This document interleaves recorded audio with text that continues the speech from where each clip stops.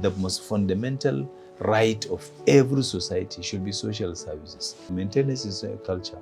Maintenance is an economy on its own. The truth of the matter is this: we have not really even understood the concept of maintenance. We must be deeper in our thinking and articulation of our policies. For there is really no one single definitive formula to address the problem of insecurity in the Northwest. We subscribe to the concept of the non-kinetic approach, but not the negotiation concept. Right. Beyond prayer, you have to take your destiny into your own hands. Welcome to another amazing edition of Meet the Lawmaker. My name is Uju, your regular host, and our guest today, a very special, very intelligent, highly cerebral, is a man who has seen Nigeria from both sides of the glass. As a top administrator, allocating resources in the Ministry of Works, and as a senator now demanding those resources for his people. He's been at the core of our security architecture at the Ministry of Defense, and now he chairs the committee for the Distressed Northwest Development Commission. Ladies and gentlemen, let's make welcome Senator Hussaini Babangida Uba.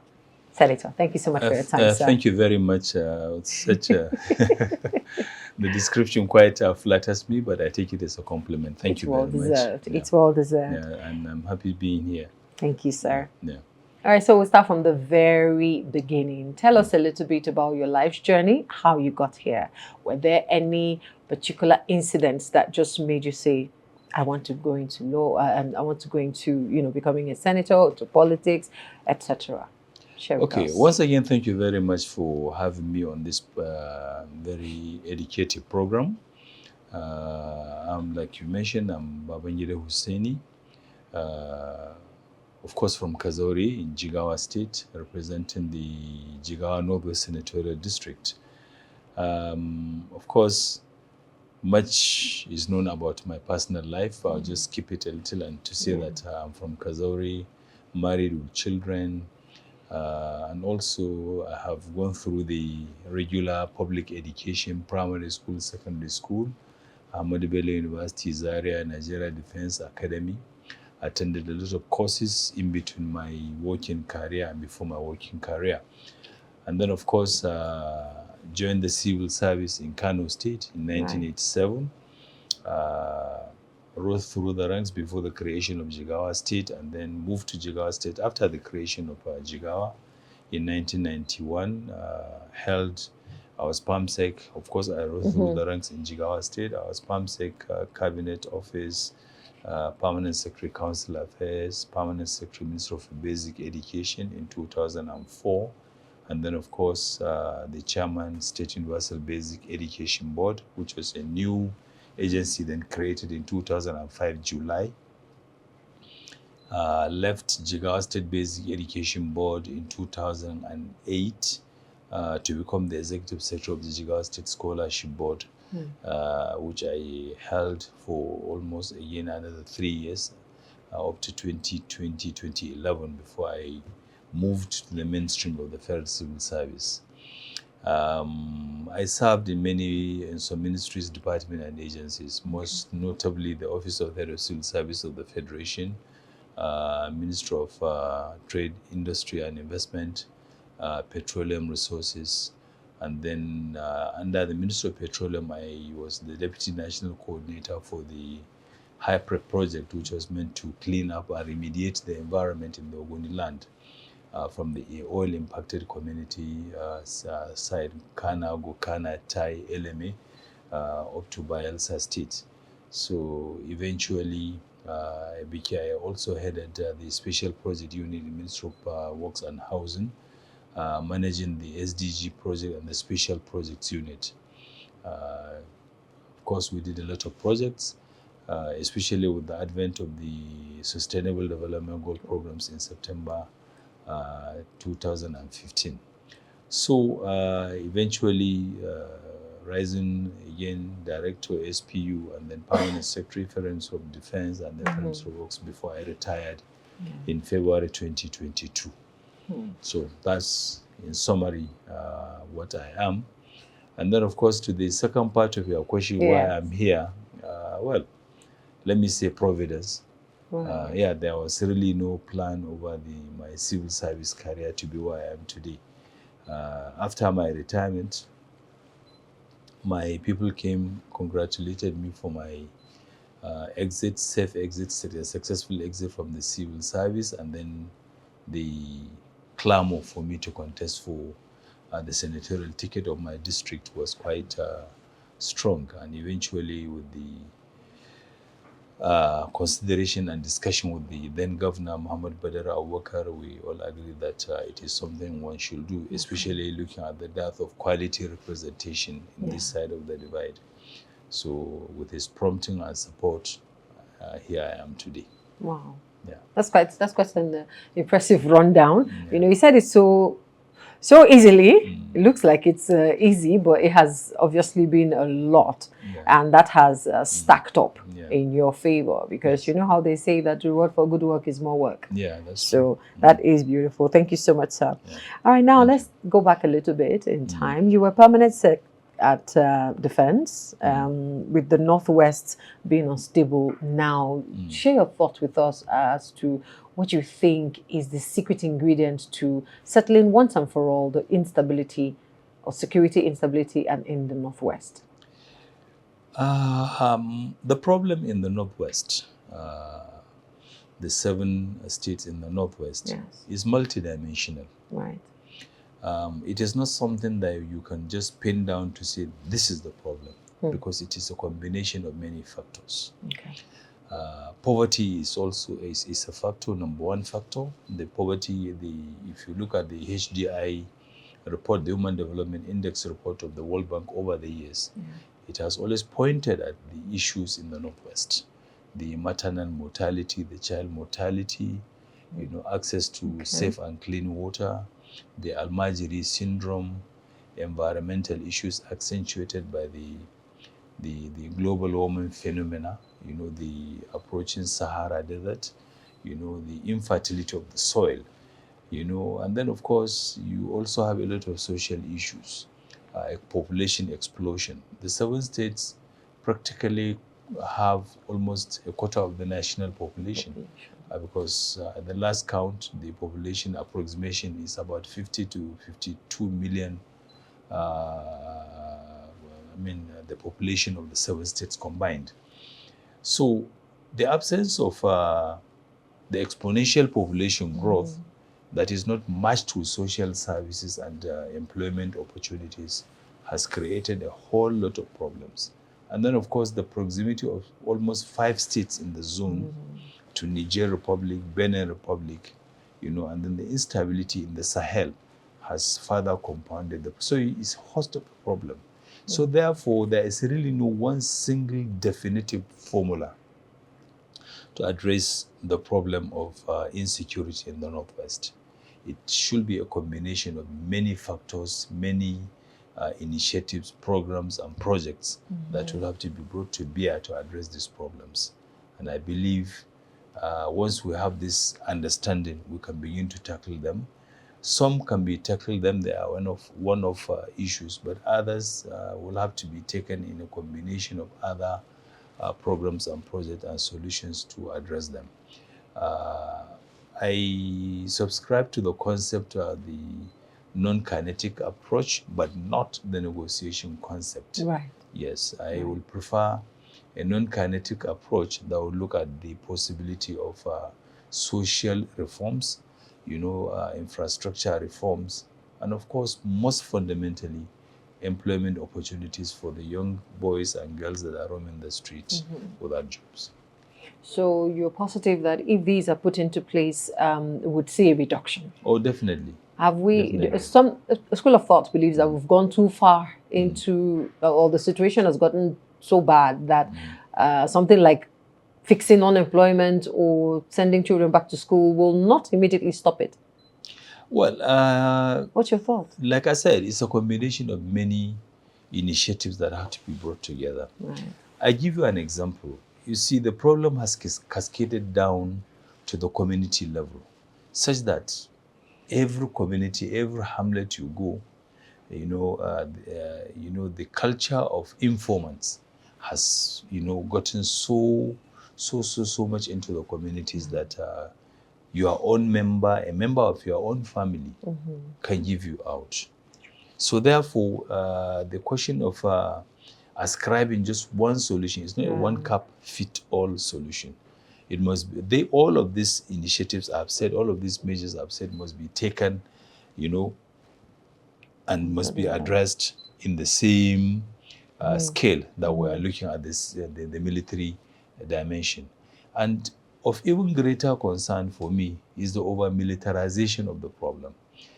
Some may not even require military intervention. Others, military is the last line in your security architecture. It's the first and the last. In between, you have the police and the civil defense. Let us empower and institutionalize the culture of policing, because this is an internal security problem.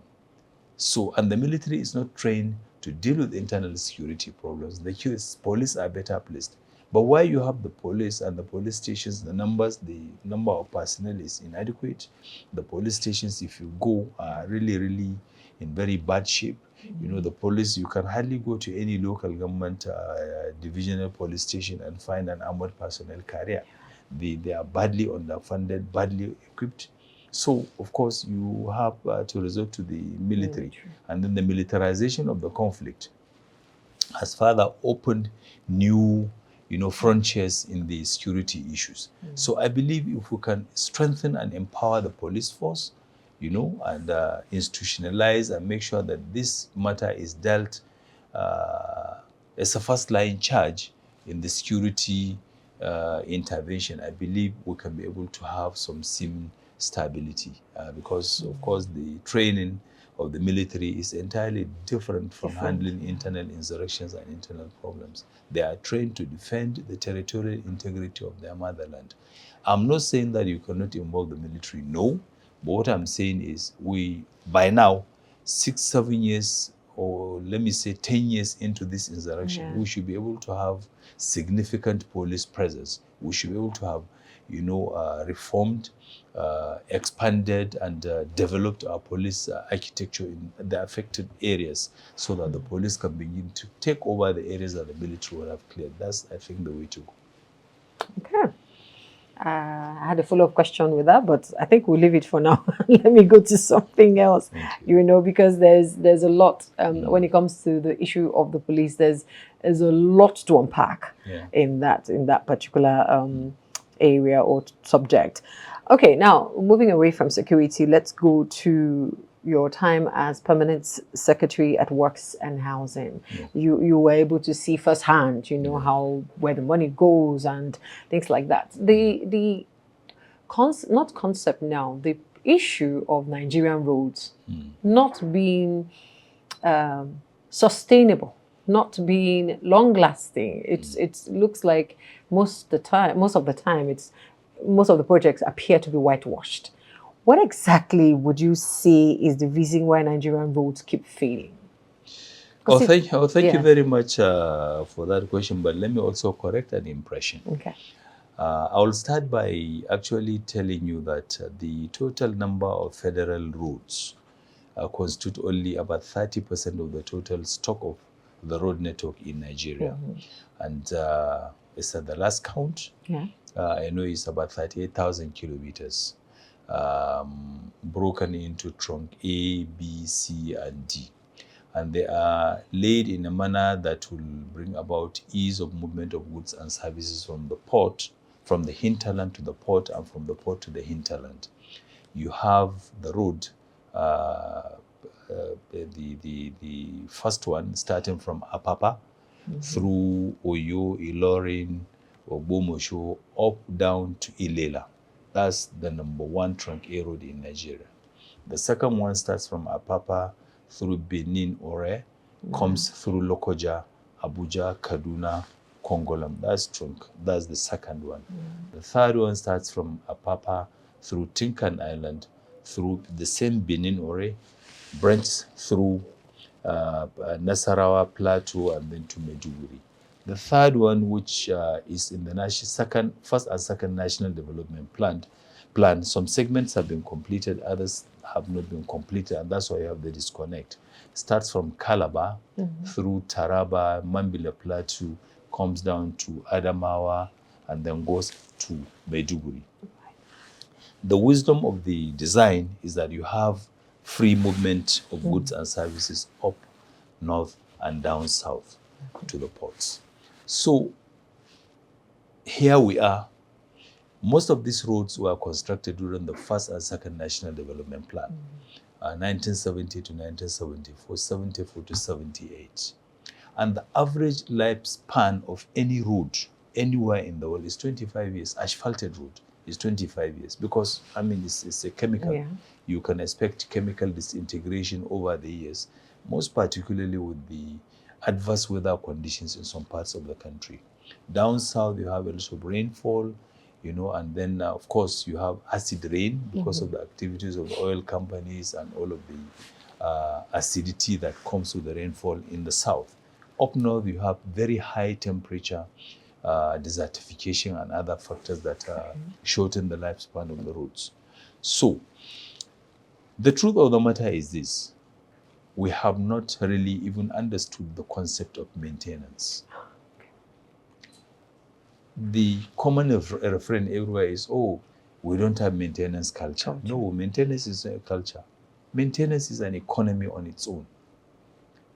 Okay. Why do I say so?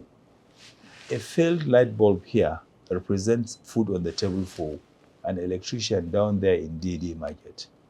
If we accord maintenance the priority it deserves, if we accord maintenance the rightful place it should be put to, we'll begin to see the benefit of maintaining not only our infrastructure, but every other part of our life. If you have to replace a bulb here, the value chain, if you disaggregate it, it goes down to the Emeka who sells bulb in DD Market, the electrician who fixes it, and then, of course, the person who imports it from China or from any part of the world. If you take the multiplier effect of replacing that bulb, you will see a lot of value that have been added to the economy. So over the years, we have not been maintaining our roads because we simply build roads and then move on. It shouldn't be so. Okay. We must factor in our budget maintenance funding so that at every point in time, we provide for the maintenance of this road. Go to our bridges. At a point in time when I was palmsick in Lagos, most of the roads, bridges in Lagos are failing because the pillars supporting the bridges, the beams and the piers, and then at the same time, one very critical element on a bridge is the gap between the deck and the pier, which is the most important element. And of course, most of them have been stolen, most have been broken, most are bad. If you go to the railings on top of the bridges, they have been stolen, the pipes have been cut and been taken away. Ordinarily, people think it is a safety device. No, it is a stabilization device because it carries weight. It stabilizes the weight on the bridge. These are issues that we don't tend to accord priority to. So fundamentally, that's why you have failings on our roads. And of course, with the adverse weather conditions in the country and all of that, some of the soil has been destabilized in such a way that, you know, the roads will definitely fail. More importantly, again, is the issue of our regulations in terms of weight, load. The West African Convention for the Movement of Goods and Services has a specific weight load per, truck. But today, in the past, it's just about 35%, 35 liters of, for instance, tankers. They are required to take, let's say, 33,000 liters of petrol. But today, go to the road and see a tanker carrying 90,000 liters of petrol. That's, you can imagine, 3-4 times of the approved weight. You now go into the areas of our attitude, and then with the security problems in the first road, Tegina, Kagara, Funtua, Birnungwari, most of the load and the vehicles move down to Abuja Kaduna Road. So the average weight the load should be carrying has been far exceeded, and that's why you're having this problem. So a lot of factors, like I said, bring to bear on the quality and the condition of our roads. And I think this speaks to the issue of our regulatory agencies, the Federal Road Safety Commission, the Highways Department of the Federal Ministry of Works, must be made to put in place, the weighbridge stations in designated locations that will check overloading on our axle vehicles. These are the issues that until we're able to see these things and to work towards addressing them, our roads will continue to fail. Okay, so you've spoken very in-depthly, even beyond where, honestly, my thoughts had gone to. So with this amount of knowledge, is there a way that, through the oversight role that the legislature plays, is there a way that this level of consciousness or focus is given to the departments or the agencies that are involved to let them know that, see, we're aware of what you're supposed to do. Are you aware of what you're supposed to do and to follow up? Is there any action plan in that regard? There are several action plans. I like to speak to just one of them that I recently sponsored a bill to address the issue of the frequent tankers that are falling all over the place. And I lost almost 250 of my constituents in one fell swoop, one accident in Maja in 2024, early 2024. Fundamentally, it's about our regulatory mechanisms. And then, of course, whether we like it or not, we are underfunding these very critical agencies of government. Look at the Federal Road Safety Commission, whose responsibility is to actually ensure the safety of our roads. They are heavily underfunded, understaffed, and certainly, if they don't have the equipment and they don't have the funding, they really can't do much. And that, for me, are the areas that we are looking at. I've just sponsored a bill to address that concern.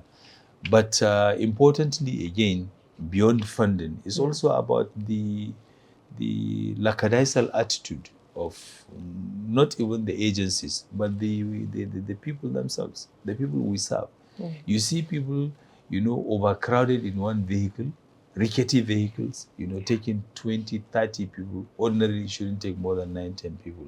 And then people are happy, somebody is playing with their lives. That awareness has to be created, starting from our motor parks.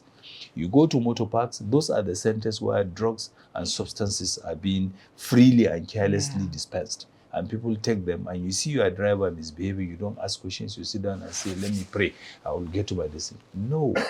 Beyond prayer, you have to take your destiny into your own hands and ask when you have to ask, caution when you have to caution. And if you have to even get down from the vehicle, calm down. Your life and your health is far more important than whatever consideration you're going to give. So it's also a matter that involves, beyond awareness, our determination to make things work in our institutions. So the National Assembly, on its part, oversight cannot be adequate, thorough, to the level of even ensuring regulatory compliance. It goes beyond that. The institutions and the public must be known to know their rights, to demand and to request for particular course of action. Right. Thank you very much for that. So you have brought it back down to the public as well, meaning that it's a collective effort. Yes. That's collective amazing. Responsibility and collective effort required to address it. Okay.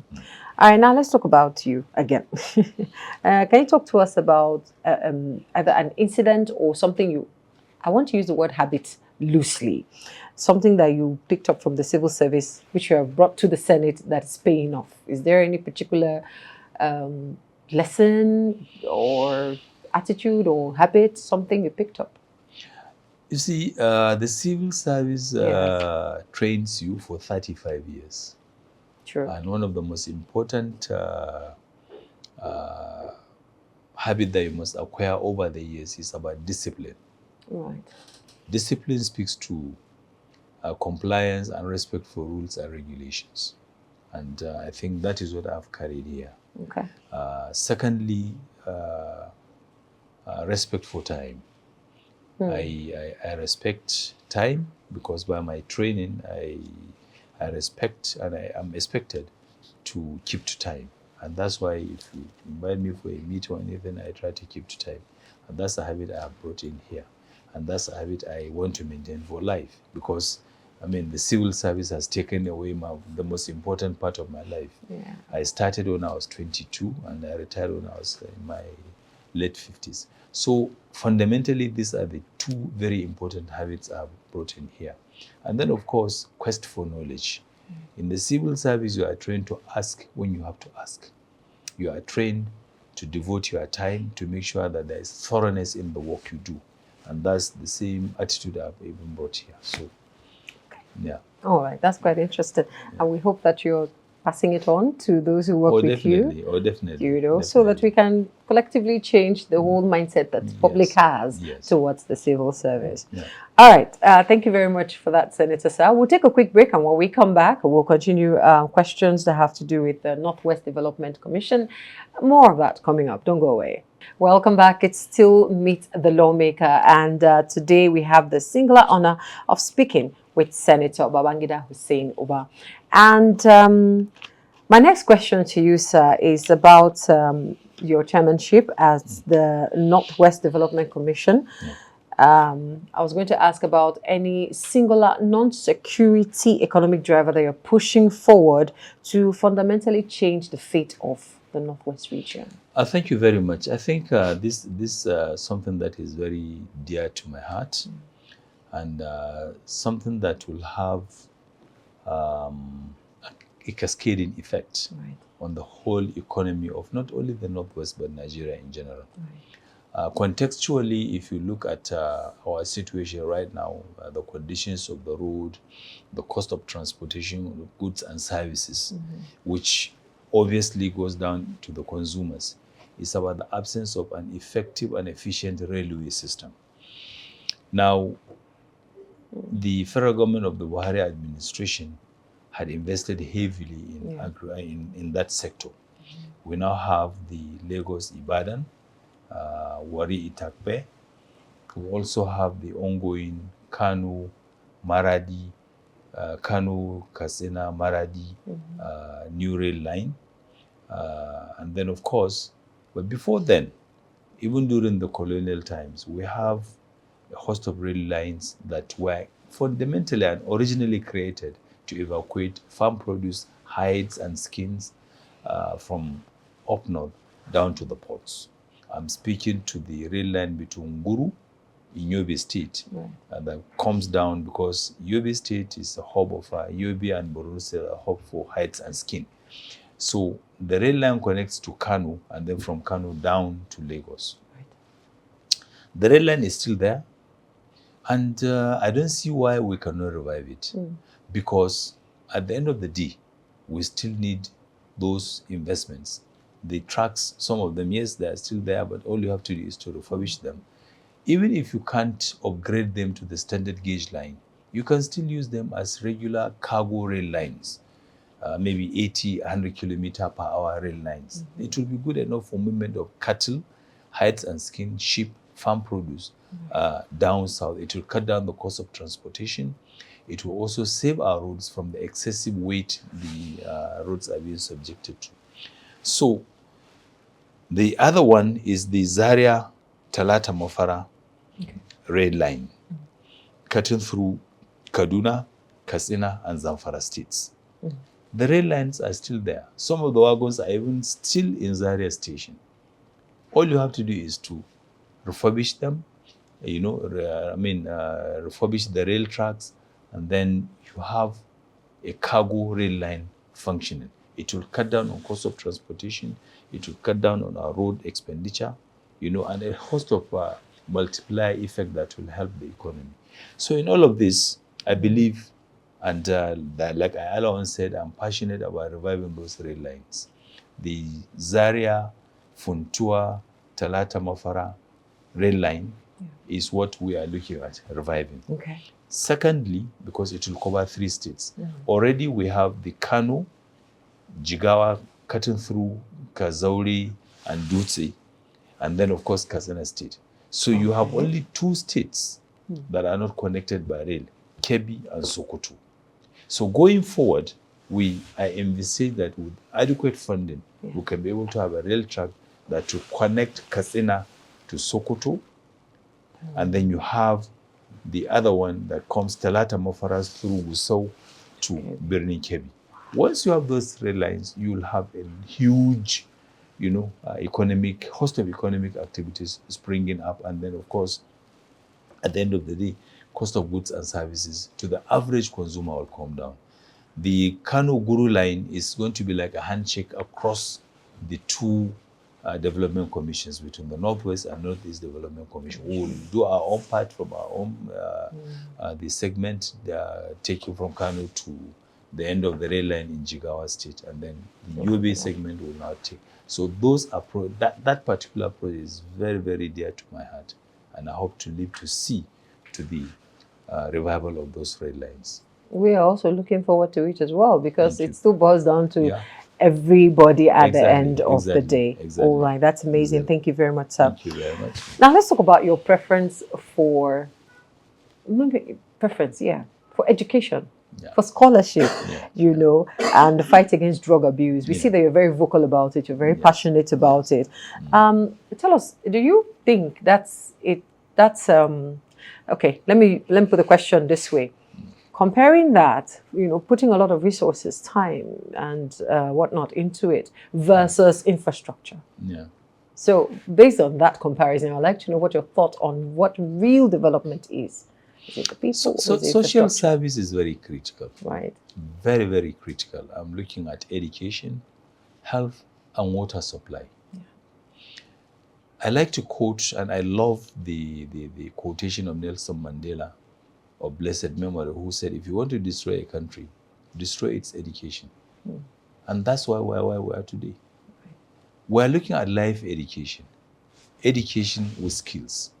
Once you have those in place, you will not have people worrying about white-collar jobs. Instead of people looking for employment, they will be generating employment.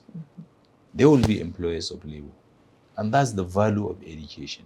I was speaking to this particular point this afternoon, and I was telling a colleague that, look, I'm not with the federal government, the banning of the tertiary education in Nigeria for moratorium for 7 years. I said the government can choose to do that, but the private sector should not be put under that hammer. People are bringing their money and investing and establishing tertiary institutions.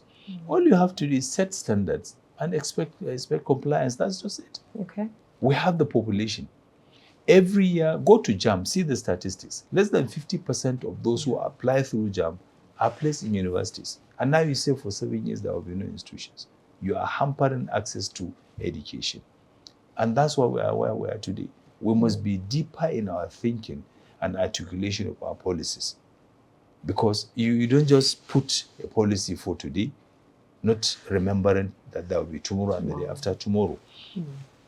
So I like to give preference to social services. Pari passu, infrastructure. Infrastructure can just be the enabler. Wow. But the most fundamental right of every society should be social services. Functional education, very well functioning hospitals, and then of course, water supply. Every small effort we put in our constituencies to bring relief and succor to our people is always appreciated in the social aspect of their life. I just finished, water rehabilitation project for hand pumps, just about 135 numbers. You need to see the gratitude, you need to see the appreciation, because some have been there for more than 4, 5, 6 years. Okay. And it took just some little intervention to put them to use. So social services is very critical, and I'm more passionate about social services. Education, number one, health, and then water supply. All right, that's quite interesting. All right, now let's come back to you. So we're just, going back and forth. Let's come back to you. You were born in Kazore, did I pronounce it right? Yes, yeah, that's yes, right. In Jigawa State. And now you hold the traditional title of Wali Kazore. Wali Kazore. Yeah. Can you share with us a formative memory from your childhood or early life that helped to shape the kind of values you have? You've talked about being timely. That's not very popular among, so let's leave it at that. Values that have shaped the principles rather that have shaped your current values and your deep commitment to your home state. You're very passionate about Jigawa State. Yeah. Well, what happened in your formative years, or is it a lesson? Is it a book you read? Is it your parents that caused this level of passion? Well, if you look at of course, from our elementary knowledge of sociology, the most, if you look at factors of socialization, your most important school and your first school in life is your family, and your first, of course, the first school is your mom. So it's the training from our home that shape our thinking and our perspective of our life. My father was a retired public officer. I was brought up in a public service family, and of course, coming from the traditional institution, we were brought up to see ourselves as vassals, as servants of the people. That has been our training all through, and that we have carried the torch from our parents down into the society. So our family values, and at the same time, the joy I drive in serving the people has always been my main motivation. Oh, I see. So when you see the satisfaction on the faces of people and you hear the words of gratitude, that pushes you to do more. Even more. Yes. But that's not exactly very common, So you've talked about elevating social services more, seeing as if it's easier when the people are empowered for even the infrastructure that's supposed to help, to work. Is there a way that you can bottle this passion and sell to people who are coming into power, who are currently in power, or who are in leadership positions? It's about mentoring. Right. I've been fortunate enough, even during my civil service years, to be mentored. In the immediate past, I still express my appreciation to a very patriotic Nigerian, my very good friend Babaginda Fashola, who was then my minister. We operated like a team. I had all the latitude and the freedom to do my job. And he has given me every opportunity to actually have a better understanding of governance issues, because at that time my training was about civil service. He exposed me to the politics of service delivery and governance. But beyond all of that, you see, I like to go back to history. When I was going to school, the only thing I think my parents took me to school at that time was a set of clothes for my personal use. But the school, public school at that time I attended, I was given a bucket, cutlass, hoe, mattress, tarpaulin to spread on my bed, mosquito net, 5 sets of clothing, 2 for class, 1 for games, 1 house wear, and then 1 Friday mosque wear.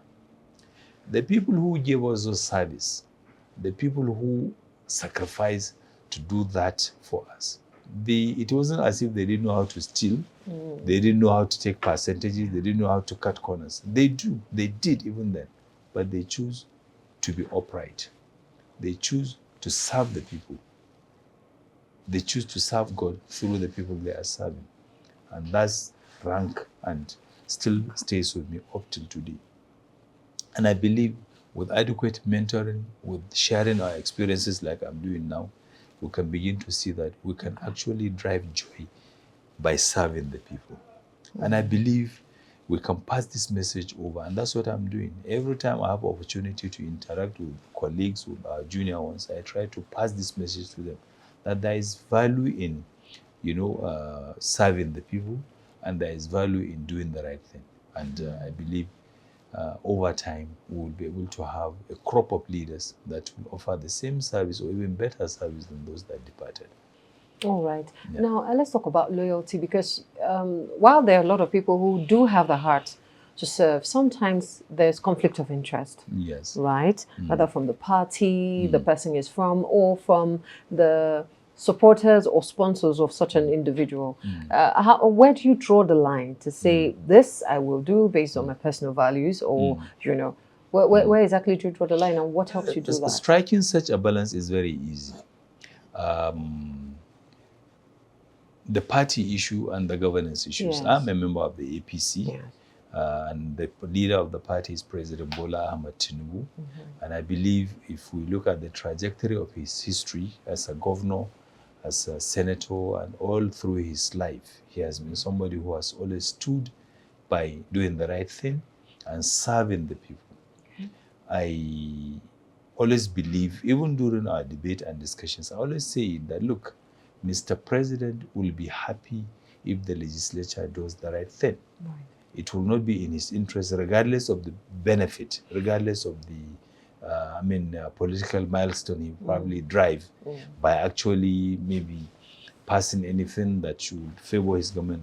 He would rather the right thing is done. Okay. So fundamentally, I think it is about our perception and our ability to distinguish between what is right and what is wrong. Oftentimes, we tend to have this an obscured perspective of, defining, look, this is where I should stand. And of even greater importance is Nigeria. We must have that nationalistic approach in everything we do, because after all, it's our country. There is just no two way about it.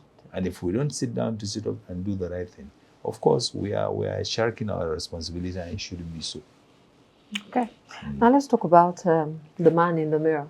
When you sit back, you retire from civil service and now you're here.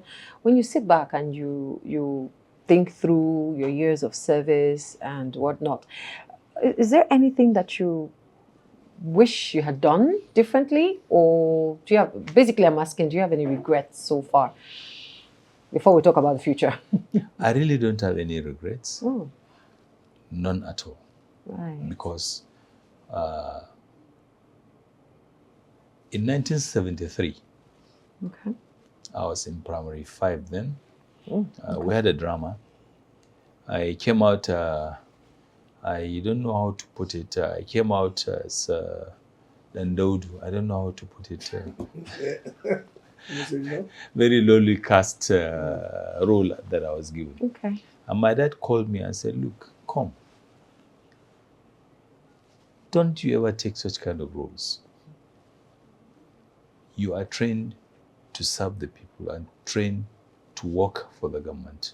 Always take a role that depicts such responsibility. Wow. I was 1973. It should be more than 9-10 years or thereabout. So I've always grown to have this perspective of, at the end of my schooling years, I'll go into the civil service. So my focus was very clear growing up. Okay. And having known the trajectory of my life, I worked towards it. And throughout my career in the civil service, I've always tried to know that this is a life I've chosen for myself. This is a life I have decided to dedicate my life to. And therefore, whatever that will distract me, I avoid it. So throughout my career, yes, you have your hills and valleys, you have your ups and downs, but fundamentally there is really no regret. I have served with integrity, I have served with honesty, and I think I will leave posterity to judge me. But fundamentally, I have no regrets. Okay. Yeah. We won't end this interview without asking you, how do you juggle? You're obviously a family man. You've talked to us about your wife and children. How do you cope? Because they usually ask women this question: how do you cope family life and work life? But we're curious to find out how you cope. Do you have leisure time at all? What do you do for relaxation? Well, my relaxation is my farm. Right. Yes, I'm a farmer. I have a livestock farmer, if you like. Okay. And then, of course, I have this passion for breed development. I import breed from other countries. I cross them with our local breed to improve our local breed content. I have a poultry farm. I have a cattle farm, and I'm happy. That's the most important place for me, apart from my bedroom, that I really enjoy going to and spend my time there. So those are my leisure time. Every weekend I go home if, exigencies of work permitting. I go home, I tend to my farm, and of course, grain farmer as well. I have this extensive farming